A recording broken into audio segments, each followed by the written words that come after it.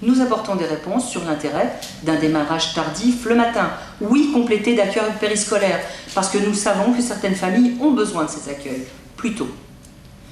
D'une pause méridienne à minima d'1h30 aménagée, si elle approche des 2 heures, ça ne nous gêne pas. Expérimenter davantage sur les pauses récréatives dans la journée, disposer de temps et de rythme d'apprentissage différenciés selon l'âge des enfants. J'ai l'impression de redire des choses qu'on écrit depuis déjà fort longtemps. Ajuster les séquençages pédagogiques à l'efficience des enfants. Et là, peut-être il faudra rediscuter. Pour moi, ceci est valable pour le sport comme pour les activités cognitives.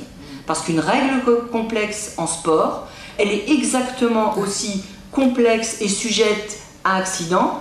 Alain Rimbert et Olivier Rimbert ont produit une très belle étude sur cette question. Les rythmicités des accidents correspondent à un certain nombre d'informations biologiques et psychologiques. Donc remplissons-nous un petit peu de ces informations.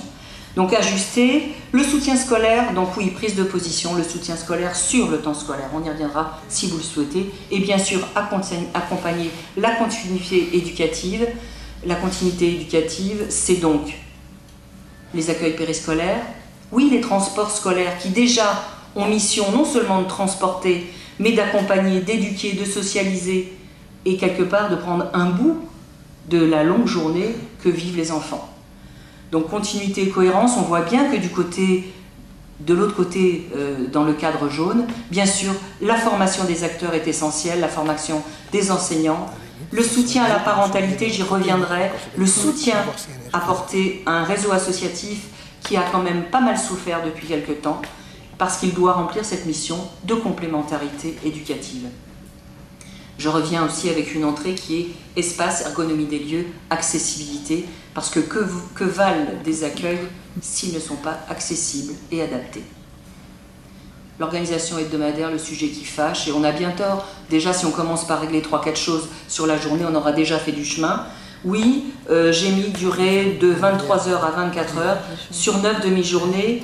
C'est un sujet sur lequel on a déjà produit des travaux, mais sur lequel les choses peuvent se discuter, bien sûr, mais abandon du 4 jours, parce que de l'autre côté, bien sûr, et nous le savons, la pire des formules, et en 2008 on le savait déjà, la pire des formules du point de vue de la synchronisation des rythmes des activités veille-sommeil, du point de vue de la préservation du sommeil, c'est cette organisation aberrante qui nous a été imposée.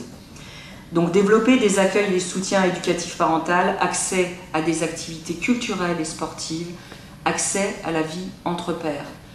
Une société qui libère du temps et qui cloisonne les activités loisirs éducatifs est une société qui ne travaille pas dans le sens de la mixité sociale.